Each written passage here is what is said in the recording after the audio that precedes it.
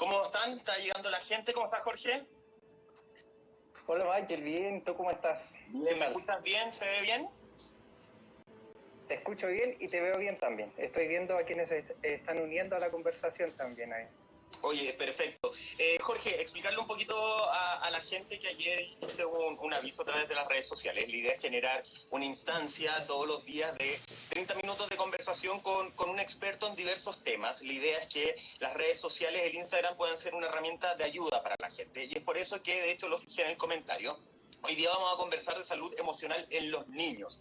Y para toda la gente que se está uniendo, estamos con Jorge Escudero. Jorge es psicólogo infanto-juvenil, es un capo, tiene un magíster ahí en psicología infanto-juvenil en la Universidad de Chile, también un magíster en comunicación social en la Católica, así que es un tremendo experto en el tema. Y vamos a tener esta media hora de conversación, Jorge, para darle ayuda a la gente, algunos tips, y después vamos a dejar este en vivo arriba, ¿cierto? Así es, vamos a estar conversando sobre las dificultades que a veces hay con los niños en periodos donde la rutina cambia. Es normal que ellos estén más irritables, que hagan más pataletas. Y pese a que eso es esperable, también hay que saber cómo abordarlo para evitar problemas mayores. También los papás y las mamás están estresados, preocupados y angustiados. Es que la idea es que hay que ir manejando bien eso para que esta situación no nos afecte también. Jorge, mira, yo ayer subí una historia para que la gente hiciera preguntas y hay una pregunta que se repitió mucho, que tiene que ver básicamente con el cómo se le informa esta situación a los niños. Hay una mamá que me decía, a mi hija de 10 años, yo le cuento todo, le muestro las noticias, siento que la estoy sobrealimentando de información. ¿Cómo se parte hablando del coronavirus con los niños más pequeños de la casa? Sí, ahí podríamos hacer una distinción según la edad. Por ejemplo, desde los 10 años en adelante es posible que nosotros podamos hablar sobre cifras, podamos comentar ciertas noticias, podamos hablar sobre qué significa una pandemia, por ejemplo, pero hablando del significado y no solamente quedándonos con la palabra que a todos ya nos asusta. Claro. Eso puede ser un poco más sencillo de hacerlo porque los niños pueden hacer sus preguntas. Nosotros en ese caso le podemos decir, ¿cómo te sientes con esto? ¿Te da miedo? ¿Te da susto? ¿Te da rabia? ¿Eres indiferente ante esto? La idea es que vayan expresando cómo se sienten. El desafío yo creo que para los papás y las mamás cuando los hijos están más chiquitos, cuando hay que explicarles de una forma distinta. Entonces en esos casos, por ejemplo, cuando los niños todavía no logran hablar, cuando tienen las palabras para ir expresando sus dudas, es bueno que vayamos creando, por ejemplo, cuentos donde utilizamos personajes que son similares a los niños o bien donde utilizamos personajes que son animales. Donde en esta historia que nosotros vamos armando vamos hablando acerca de, por ejemplo, voy a inventar un cuento ahora, llegó un virus y lamentablemente a la familia de los osos los asustó mucho y la mamá osa, ¿qué fue lo que hizo? Ya parece que nos vamos a quedar todos aquí en la casa para cuidarnos y evitar que este virus no nos vea si es que estamos en la calle. Es por eso que en la casa vamos a cuidarnos, vamos a hacer algunos juegos, nos vamos a lavar mucho más las manos, si es que salimos, que estemos tranquilos porque estamos en familia. Es decir, lo que le doy instrucciones que tienen que ver con lavarse las manos, con cuidarse, con el tema de los saludos, pero también le doy protección, es decir, no estamos aquí en la casa por nada o para aburrirnos, sino que estamos para protegernos. Entonces, siempre la idea es que vayamos utilizando el mismo lenguaje que utilizan los niños, y el lenguaje de los niños en estos casos es el juego.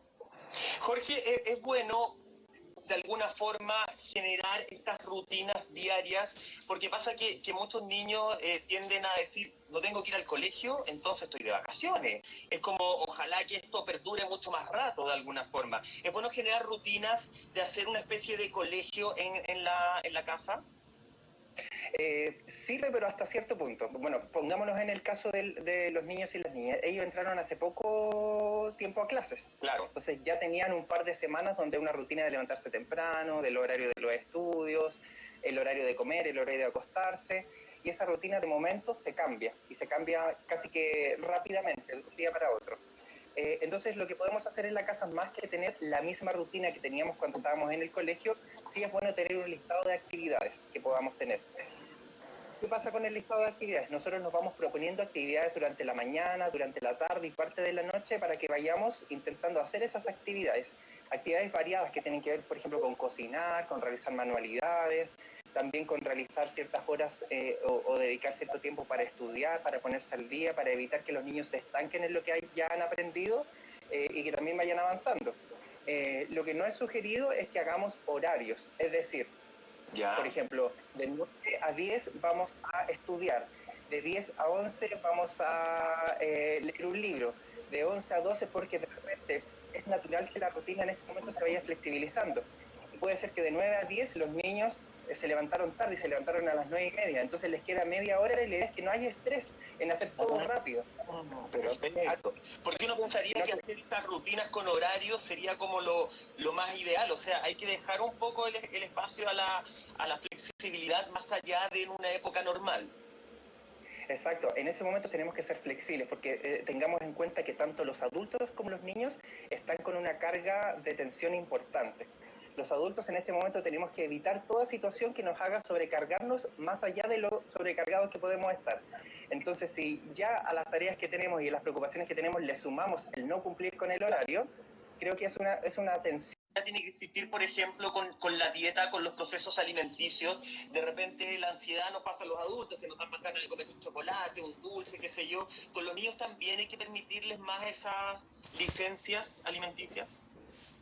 Sí, lo que sucede es que en nuestra cultura pensamos que la comida para niños es la fritura o son los dulces. No. Equivocadamente pensamos eso. Entonces, es bueno que nosotros vayamos haciendo ciertas flexibilidades en cuanto al horario o al tipo de comida, pero sobre todo en la comida no tanta flexibilidad. ¿Por qué?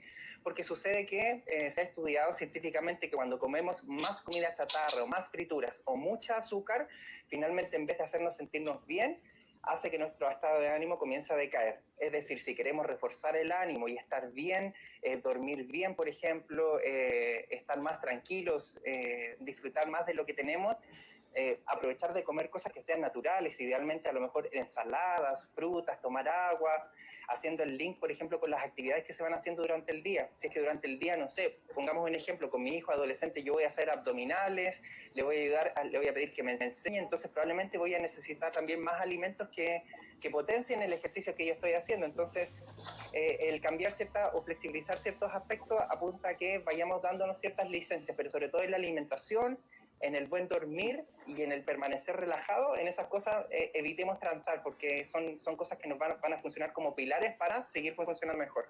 Perfecto.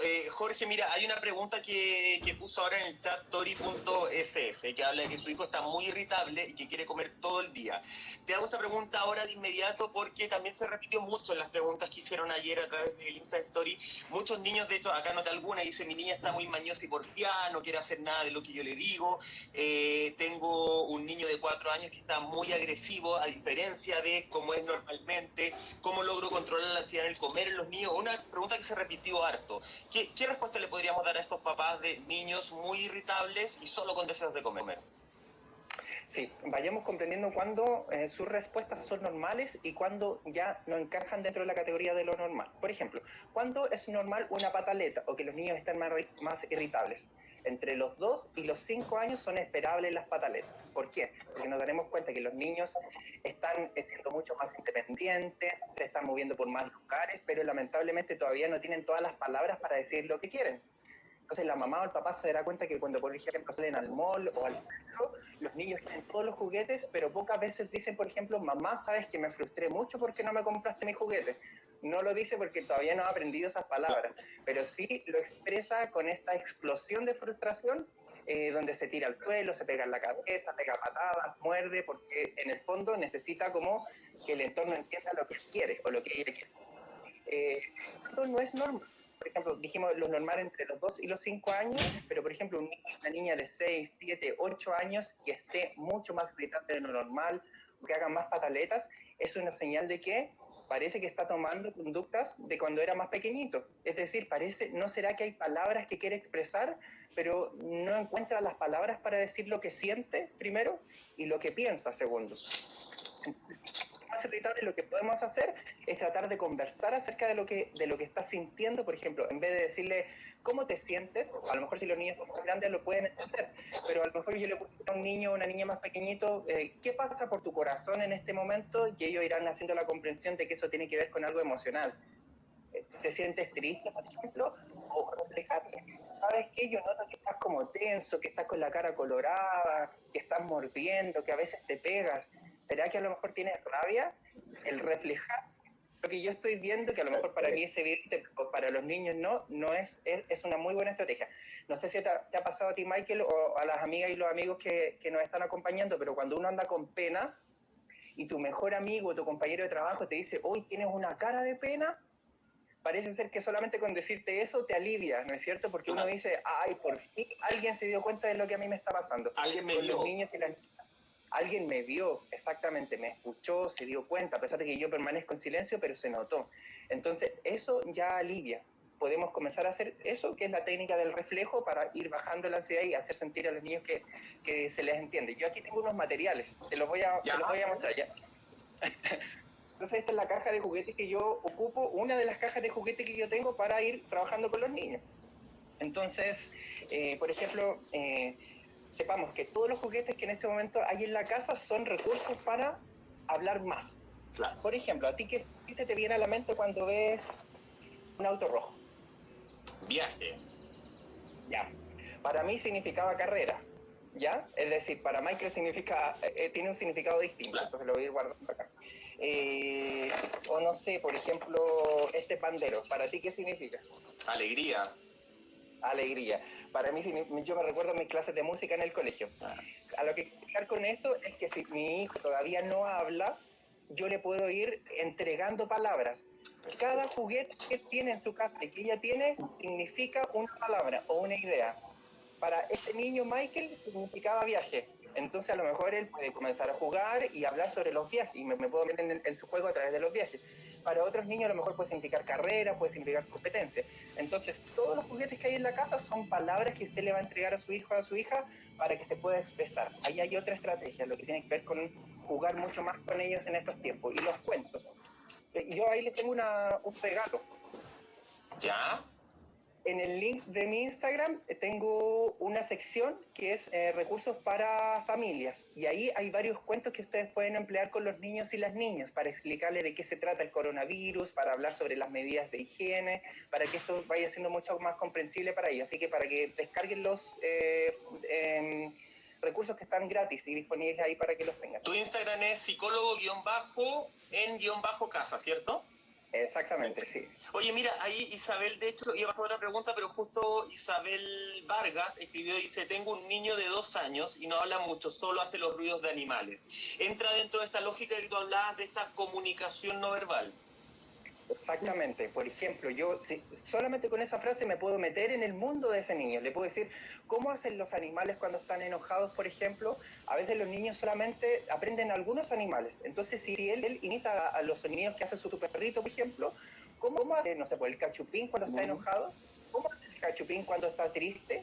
Entonces, esta cosa simbólica es posible que le vaya dando este canal para que ellos vayan expresándose y vayan sacando de a poquitos a sus emociones, que pueden ser emociones muy cercanas a lo que uno piensa, pero los niños igual nos pueden sorprender con lo que están sintiendo y pensando. Jorge, esta lógica se utiliza para todos los niños porque, de hecho, hace un rato nos escribió Mosnish Collao, no sé si lo habría pronunciado bien, que dice cómo manejar el pánico en niños con autismo. Y ayer también llegó, de hecho, una pregunta de una amiga que decía, ¿cómo trabajar emociones de niños que tengan TEA, trastorno del espectro autista? ¿Cómo se trabaja con los niños TEA en esta pasada? ¿Es la misma lógica? Sí, bueno, en esos casos hay que considerar que cuando hablamos de los trastornos del espectro autista, hablamos de un abanico claro. de dificultades que se pueden presentar. Entonces no todas sirven para una misma situación. Sin embargo, si en un momento nosotros hablamos, por ejemplo, de que las rutinas no eran tan necesarias con la mayoría de los niños, en el caso, por ejemplo, de los niños que presentan autismo, ahí sí sería bueno establecer rutinas más claras. ¿Por qué? Porque ellos necesitan orden. Cuando su rutina, que es hacer todos los días, ver a la misma persona, subirse al mismo bus, sentarse al mismo lado del auto, por ejemplo, su rutina cambia, entonces es importante, primero, informarle de por qué esto se está cambiando, y segundo, hacer que esta rutina o todo el orden que yo le pueda entregar, en la medida de lo posible, se le entregue. Ahí yo creo que entramos a otro punto, de cuándo o por qué yo le voy a informar a los niños acerca de lo que está pasando. Entonces, porque muchos papás también se preguntan, ¿le tengo que contar lo que está pasando? ¿Se dará cuenta de lo que está pasando? Y ahí la respuesta, sí. Dígale lo que sucede con palabras sencillas para que este periodo también sea mucho más predecible para ellos. Y cuando tengan una pregunta y usted no tenga la respuesta, una muy buena respuesta puede ser, sabes que en este momento no sé la respuesta, pero apenas yo la sepa te la voy a contar para que la compartamos y para que tú estés tranquilo. Eso significa en el fondo, estoy empatizando contigo y te voy a ayudar cuando lo necesites. Y te estoy haciendo parte de todo este proceso. Estamos, de hecho, lo dice ahí el mensaje fijado, estamos conversando sobre la salud emocional en los niños con el psicólogo infanto juvenil Jorge Escudero. Jorge, y ayer una amiga, las preguntas de ayer como eran privadas, en el fondo por DM no anoté los nombres, porque uno no sabe si ellos quieren que su nombre se exponga o no. Pero vi una amiga que me dice que tiene un niño de 6 años y que su hijo todo el día pasa cansado y que no quiere hacer absolutamente nada. Yo le digo, no sé, vamos a jugar, no quiero, estoy cansado, quiero quedarme acá encerrado. A los 6 años. Podemos estar frente al, sé que los casos son todos individuales, pero en términos generales, es de preocuparse que un niño de 6 años solo quiera estar encerrado en su pieza, le está pasando algo más, está demostrando un acercamiento a una depresión, o la psicosis de todo esto le afecta a tal punto a los niños también. Bueno, ahí se dan varias dudas o varias interrogantes que aparecen. Primero, cuando nosotros hablamos de que los niños quieren estar más tiempo solos o no quieren hacer algunas cosas grupales o familiares, uno se remonta más bien a la adolescencia, donde surge esto que es como una lata existencial. No quiero hacer nada, todo me da lata. Claro, como desde los 12 hacia arriba. Claro. Desde los 6 años es muy pronto si es que esto está sucediendo. Sin embargo, es bueno tener en cuenta que no todo se mira desde el punto de vista de la psicología, porque puede ser que a lo mejor biológicamente o físicamente algún órgano de su cuerpo no está funcionando bien y finalmente no le está dando energía para el día y por eso anda más cansado. Entonces lo que se sugiere en esos casos, cuando quedan dudas acerca de si esto es o no normal para la edad, es bueno que a lo mejor se sugiera un examen médico una vez que ya la situación se regularice para ver en qué niveles están sus hormonas, si su tiroides está funcionando bien, porque eso influye también en cuánta motivación tenemos durante el día. Ahora, si esto comienza a presentarse desde que se comenzó a presentar el cambio por el coronavirus, por las medidas de prevención, también hay algo distinto que tiene que ver con un antes y un después. O sea, sabemos que esto partió ahora y lo podríamos asociar casi directamente con lo que ha sucedido con la contingencia. Claro. Entonces, ahí se puede comenzar, por ejemplo, si tienen 6 años, todavía es posible crear cuentos, utilizar manualidades, dibujar, el crear canciones, el crear poemas, por ejemplo. O sea, todo lo artístico funciona mucho para ir haciendo como esta expresión de emociones que a veces quedan más camufladas. Perfecto. Oye, ahí estamos, no, la Jovitar dice, mi hijo es muy curioso, trato de explicarle, pero él igual se preocupa mucho ella de cómo lo hace, que es un poco lo que estaban conversando. Mosnik Collado dice que está bien pronunciado su apellido. Estamos hablando de este caso, de este niño de 6 años, que en el fondo es un caso de muchos, y ahí entramos de lleno a la pregunta de qué tipo de malestares emocionales se pueden ver reflejados en los niños en esta etapa, cuáles son normales, a cuáles tengo que poner un poquito más de acento. Sí, en este periodo hay dos grandes señales que nos pueden mostrar los niños que en un principio pueden ser normales, pero son anormales si es que se presentan durante mucho tiempo durante estos días. Por ejemplo, hablemos sobre el estrés como una señal importante. Los niños podrían estresarse en este momento. El estrés no es un enemigo que no queramos mirar nunca más, porque todos estamos susceptibles a estresarnos. Y el estrés tiene una parte buena y otra parte mala. Está el estrés positivo, que es el que nos prepara para las aventuras, para los desafíos, y que es sano porque en un momento se dispara la energía, cumplimos con la tarea, luego bajamos porque la tarea ya se cumplió. Y no se pensó más en la tarea porque se hizo lo que había que hacer. Sin embargo, cuando el estrés es negativo, cuando sube la energía, cuando el cuerpo está preparado para responder con todo, pero este estado de alerta se mantiene por mucho tiempo. Es decir, si el estrés se presentó, por ejemplo, el día lunes y luego comenzó a bajar, es algo normal. No es normal cuando este estrés se elevó el día lunes, pasó el martes, miércoles, jueves, viernes, sábado, domingo y la cosa sigue en alerta, porque eso genera un desgaste muy grande en el organismo. Ya lo sabemos los adultos cuando estamos estresados con el trabajo, por ejemplo. No se duerme bien, no tenemos apetito, no tenemos ganas de hacer las cosas, andamos con pena o mucho más irritables. Entonces eso podría aparecer. Si es que llegamos aquí, entonces la forma, tratar de validar las emociones, de jugar, de hablar de lo que sucede, de informar. Y lo otro que aparecía también en los casos que tú señalabas es la irritabilidad. Claro. En muchas ocasiones cuando los niños están tristes, no siempre lloran. Lo que sucede con la irritabilidad en la infancia es que los niños que están tristes se ponen irritables, más que estar llorando durante la mayor parte del día como nos pasaría a nosotros los adultos. Uno anda con pena, anda desganado. El niño y la niña no tanto así, más bien anda irritable. Por eso es que surgen mucho más las pataletas, las peleas entre hermanos, se muerden, se tiran el pelo, porque están sobrepasados. Dos señales que podemos tener ahí en cuenta.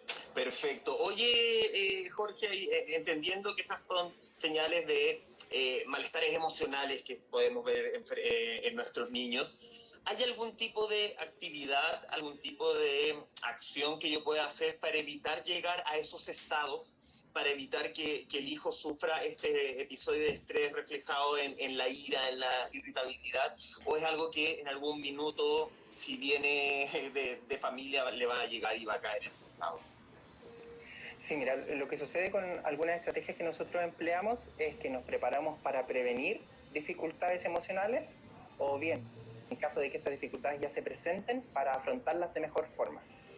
¿Por qué digo esto? Porque a veces en la familia el papá y la mamá se preparan con todo, pero su hijo igual se estresó. Entonces el papá y la mamá se frustran porque dicen, pucha, hicimos todo lo posible e igual se estresó. Claro. Pero podemos tener en cuenta la segunda alternativa. Si es que se estresa, entonces ya no se estresa igual como antes. Ahora se estresa pero con recursos. ¿Qué recursos podemos ocupar? Todo va en la línea de lo lúdico. Por ejemplo, podemos meditar con los niños. Ya. La meditación a veces se ve súper lejana, casi que como que irse a un monte, alejarse del mundo. Claro. Como que la gente dice que no sé meditar en el fondo. Exacto. Entonces, la meditación en términos muy sencillos hace referencia a que nosotros nos podamos conectar con lo que está sucediendo aquí y ahora. Por ejemplo, aquí y ahora yo estoy viendo mi celular, estoy viendo aquí a Michael, estoy viendo los comentarios, esto está sucediendo ahora, que es distinto a que yo me comience a posicionar en lo que va a pasar más adelante, porque en el futuro yo no tengo control. Tengo control de la mayor cantidad de acciones que yo puedo realizar aquí y ahora. Entonces, en ese caso, la meditación, uno se va haciendo más consciente de las señales que su cuerpo le entrega. Por ejemplo, tengo las manos heladas, siento los latidos de mi corazón, me hago más consciente de mi respiración. Es decir, todo esto técnico con la meditación se hace mucho más fluido. Ahora, ¿cómo ayudamos a la mamá o al papá que quiere meditar con sus hijos? En estos momentos, la tecnología nos ofrece hartas herramientas súper importantes. Podemos, por ejemplo, ir a YouTube y podemos poner meditaciones guiadas para niños. Y ahí aparecen músicas que son infantiles, tipos que son muy bonitos, y va apareciendo una voz que va sugiriendo en poquitos minutos qué deben hacer los niños. Por ejemplo, vamos a simular que tú eres una tortuga, entonces te vas a esconder, y vamos a imaginar que esta tortuga está un poco tensa, entonces se va a apretar, y luego esta tortuga se relajó y se puso a reír, se distendió. Todo eso tiene que ver con algo teórico detrás que se llama la relajación progresiva, que tiene como varias formas. Pero etapas. Se puede hacer meditación y etapas, claro. Se puede hacer la meditación con los niños, podemos hacer actividades que probablemente hemos postergado como familia. Si hay algo que nos sucede a muchas familias es que muchas veces sentimos que no tenemos tiempo para estar con nuestros hijos. Y ahora que tenemos el tiempo, es el momento, por ejemplo, de mirar a... Claro, no sabemos qué hacer porque igual estamos sometidos bajo varias tensiones. O sea, las actividades se nos reducen porque no podemos salir de la casa. Pero en la casa también podemos hacer otras cosas y ahí entran las manualidades, entran, por ejemplo, regalos que queramos hacer, entran los juegos de mesa, entra comenzar a ver fotos, entra, por ejemplo, trabajar nuestra mente. Nuestra mente a veces nos juega muchas malas pasadas, pero en otras ocasiones puede ser una muy buena aliada. Entonces podemos imaginar momentos bonitos que hemos vivido, imaginar que estamos en un campo, preguntarle a los niños, por ejemplo, ¿a dónde te gustaría ir ahora con tu mente? Y ellos pueden decir el lugar que ellos quieran. Quiero estar en un lago, quiero estar con animales. Eso se llama imaginería. La señal que nosotros le damos a nuestra mente, lo que pensamos, va a hacer que nuestro cerebro entregue señales positivas al resto del cuerpo. Entonces, mientras manejemos nuestra mente, también vamos a poder reducir la ansiedad que a veces hace dormir mal, hace comer más o a veces hace comer menos también. Entonces, produce este equilibrio. Jorge, hasta ahora nos hemos enfocado hablando un poco de los niños, hemos pasado sin darnos cuenta desde cómo le comento, cómo le cuento al niño del coronavirus, hasta qué actividades puedo hacer, cómo controlar la ansiedad, el estrés de los niños. ¿Qué pasa con los adolescentes en un momento en que de verdad la información sobre todo habla de que este coronavirus afecta mucho a los adultos mayores? Si bien hay estudios de que habla de que al parecer hay una mutación, qué sé yo, pero está afectando a gente joven, pero principalmente los adultos mayores. ¿Cómo se maneja esta información con un adolescente que está alejado, por ejemplo, de su abuela y que no sabe qué es lo que va a pasar, si su abuelito va a estar bien o mal.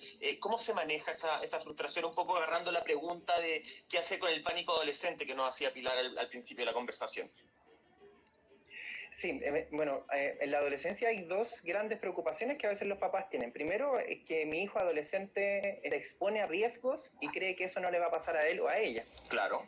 Esto tiene que ver incluso con una etapa que a veces ni siquiera el adolescente logra controlar bien, que se llama invulnerabilidad adolescente. Y cuando pasamos todos por la adolescencia, no sé si te acuerdas tú, Michael, pero uno pensaba que todas las cosas malas le iban a pasar a los demás y no a uno. Claro, era todo lejano, todo lo malo. Claro, incluso eso pasa mucho también en la adolescencia. Entonces, en esos casos, atendiendo una primera parte, es necesario mostrar casos reales, mostrar estadísticas, cosa de que vayamos mostrando que esto sí le puede pasar a muchas personas o que podemos dañar a otros. Esa puede ser una estrategia importante cuando ellos ya logran empatizar muy bien. Y lo segundo, que tiene que ver con cuando ellos sienten que a lo mejor le puede pasar algo malo a una persona que ellos quieren, a un ser querido, vayamos hablando en esos casos sobre el control que tenemos sobre las situaciones. Lamentablemente estos periodos donde cambia la rutina, donde tenemos que estar mucho más expuestos a muchos más cuidados sobre la higiene, por ejemplo, hay situaciones que escapan a nuestro control. Por ejemplo, escapa a nuestro control mirar el virus, no lo vemos, más que en microscopio. Escapa a nuestro control saber si mi amigo o mi amiga o la señora que me atendió en la panadería tenía o no tenía el virus. No lo sé. Entonces, todas estas situaciones donde yo no sé lo que va a pasar, obviamente nos generan mucho malestar porque uno está acostumbrado a tener el control sobre todo. Es como que vamos manejando un auto y nos sacan el manubrio del auto. Entonces te dicen, no, pues tú tienes que seguir manejando. ¿Y cómo lo hago si yo no sé hacer esto? Entonces, primero validemos, decirles, por ejemplo, yo entiendo que tú te sientas así porque lamentablemente ni siquiera yo tengo el control de lo que está pasando. Claro. Así como, te entiendo, por una parte. Es como el ejemplo que damos, sí, tienes cara de pena, entonces uno se siente bien. Y lo segundo es ir mostrando qué hago yo con esta sensación de descontrol. Por ejemplo, si tengo mucha preocupación acerca de mis abuelos, no quiero que nada malo le pase a mi familia, entonces tomo medidas concretas. A lo mejor me comunico más con ellos, los llamo más por teléfono, para que no parezca de que el estar distanciado físicamente significa que no voy a volver a ver nunca más a esa persona. No, de momento es que estamos distanciados físicamente, pero la comunicación se puede dar de otra manera, es decir, establecer como acciones concretas que vayan entregando como esta relajación a los adolescentes y a los jóvenes puede ser una buena estrategia. Y lo que empleamos con los niños, como jugar, como pintar, como cantar, hacer manualidades, relajarse, meditar, también aplica con los adolescentes. Lo que sucede en la adolescencia es que están entre la infancia y la adultez. Entonces, a veces quieren hacer cosas de adultos y otras veces quieren hacer cosas de niños. Si los conectamos con estas actividades de niños, puede ser también una buena estrategia para llegar a esa parte de niño que a lo mejor queda un poco olvidada en la adolescencia. Oye, estaba leyendo acá una pregunta. Isabel dice, mi hija tiene 6 años, la estoy leyendo ahora, no alcanzé a leerla antes, y ya va en primero básico y ella no toma atención a la profesora, y eso igual le pasaba en kinder, no sé las tareas, ya no sabemos qué hacer. Claro, eso ya estamos hablando como de tema de atención en el colegio, que lamentablemente por ahora no están en clase los niños. De todas formas, acá anoté abajo el Instagram del psicólogo, se llama psicólogo-en-casa, por eso me vienen escribiendo algo, para que lo sigan en las redes y le puedan hacer ahí, Jorge, preguntas por interno, un poquito para cerrar y acotar todo esto con el tema del coronavirus. En el caso de los adolescentes, es bueno alejarlos un poquito de este exceso de información. Hay mucho tema en las redes sociales, la televisión habla 24/7 del coronavirus. De repente alejarlos un poquito, decir, veamos una película y no nos sobrellenemos de información, porque a mí me pasa como adulto que hay momentos en que yo digo, ya, ¿sabes qué? Voy a apagar la tele. Como que no quiero saber más de esta cosa. Sí, esa es una muy buena pregunta porque aplica para todos. En realidad no hay que saturarse de información en estos casos.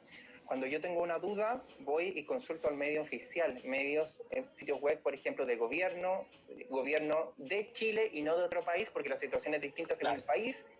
Puedo consultar por la página de la Organización Mundial de la Salud, del sitio web, pero obtener información de medios que son confiables y oficiales y formales. Y una vez que tengo la información, es posible que yo comience a seguir mi rutina lo más normal posible dentro del día. No saturarse de información porque no va a ser extraño. A mí ya me pasó, ya me llegó un audio de WhatsApp con información de una señora que hablaba, yo no tenía idea de quién era, pero era información que era como alarmante, o sea, casi que había que tomar sus cosas y arrancar. Los memes, los pantallazos que van a aparecer, también recordemos que en estos casos hay mucha información que es falsa. Sí. Hay muchas personas que probablemente no son profesionales de la salud, o bien son profesionales de la salud pero no conocen la calidad de este tema, entonces es mejor centrarse solamente en aquellas versiones de profesionales, Organización Mundial de la Salud o la prensa, cuando toma la versión de personas que son referentes en este tema. Pero una vez que esa información ya se tiene, idealmente apagar todo aparato tecnológico y continuar con la vida que tiene que ver con la vida cara a cara, que a veces se nos ha ido olvidando en este último tiempo. Claro, y que este es el minuto para la gente que está viviendo la cuarentena, no como yo la vivo solo, pero hay gente que la está viviendo en familia con sus hijos, es el minuto justamente para poder retomar ese contacto. Jorge, no nos dimos ni cuenta, por lo menos ahí se me pasó volando y ya llevamos 30 minutos conversando, que eran los planeados de alguna forma. ¿Algún consejo que quieras dejar para la gente de cómo enfrentar este proceso que además es súper desgastante a nivel emocional? Porque uno no dice, ya tengo que aguantar una semana, tengo que aguantar 14 días. Uno no sabe cuándo va a terminar esto y todas las estadísticas hablan de que estamos entrando al periodo más crítico recién. Uh-huh. Sí, bueno, quizá como consejo y para todos, y es un consejo que yo me repito varias veces durante el día porque yo estoy igual viviendo la cuarentena solo. Pero mira, primero hay que tener en consideración que nosotros nos hemos acostumbrado a tener el control sobre muchas cosas y cuando no tenemos el control sobre todo, parece ser que se nos derrumban varias áreas que estaban en equilibrio en nuestra vida. Primero, permitirse que uno sienta rabia y sienta pena porque no tiene el control sobre cuándo va a regresar a su rutina normal. Es válido que usted se sienta así. Cuando se sienta así, no intente omitir eso o decir que es mal agradecido, que se está preocupando en exceso. No, acoja ese malestar porque es un malestar que le viene a entregar una señal. Lo segundo es que quizás físicamente yo estoy viviendo un periodo solo, pero emocionalmente igual me puedo acompañar de otras personas. Claro. Llamar por teléfono a mis amigos, a mis amigas, contactarme por redes sociales, saber cómo están, porque yo sé que a lo mejor mi amigo y mi amiga, mi familiar, mi pareja, está teniendo más tiempo, a lo mejor en la casa. Algunos están trabajando desde la casa, pero pueden contestar el teléfono con mayor facilidad, por ejemplo. No perder esos contactos, porque ya que tenemos la tecnología todos los días a nuestra disposición, ahora la podemos ocupar para reforzar ciertos vínculos afectivos y con las personas que nosotros queremos. Y lo tercero tiene que ver con que este periodo, si bien estamos con menos actividades laborales, algunos, porque estas personas siguen trabajando, es bueno que vayamos teniendo actividades que ayudan a que nuestras endorfinas, que son las sustancias de nuestro cerebro que nos hacen sentirnos felices, se activen y se secreten con mayor facilidad. ¿Qué hace que uno se sienta más feliz y más optimista, por ejemplo, en estos casos?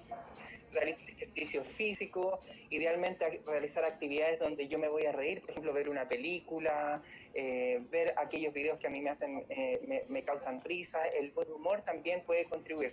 Sabemos que probablemente en este tiempo algunos no tendrán muchas razones para reírse, pero intente darse empujoncitos para que ese organismo vaya haciendo que usted pueda dormir mejor en la noche. El ejercicio físico ayuda mucho y la meditación como dos grandes estrategias. Perfecto. Oye, Jorge, muchas gracias. Estamos conversando con Jorge Escudero, él es psicólogo infanto-juvenil con magíster en psicología infanto-juvenil en la Universidad de Chile. Te quiero agradecer porque creo que pasamos por todos los tópicos en estos 30 minutos. Psicólogo-en-casa, para la gente que te quiera seguir y efectivamente hacer alguna pregunta por DM. Así que nada, muchas gracias por tomarte estos poquitos más de 30 minutos que fueron. Y esperar cómo evoluciona todo esto. Así, encantado de haber conversado contigo, de haber interactuado también ahí con los amigos y las amigas que nos siguen. Y si tienen dudas, escríbanme porque encantado les voy sugiriendo, les voy dando alguna recomendación. Ya, y lo último, habían unas actividades que tú dijiste en tu Instagram. ¿Cómo las encuentras? Ah, sí. Vayan al perfil, apretan el link y ahí pueden ver varias casillas. Una de ellas dice recursos para familias. Muy fácil, en el link de mi perfil y ahí pueden descargar los materiales de forma gratuita. Cuentos y sugerencias para los papás también. Y hay algunos links para poder acceder a meditaciones para niños. Está súper interesante. Perfecto, Jorge, muchas gracias. Yo voy a dejar este en vivo arriba para que la gente lo pueda revisar, ¿ya? Éxito, que esté bien. Ya pues. Chao. Y chao a toda la gente ahí que estaba comentando, saludos, no le respondimos a todos porque nos enfocamos en responder las preguntas que tenían que ver con la salud emocional de los niños en la época del coronavirus. Chao.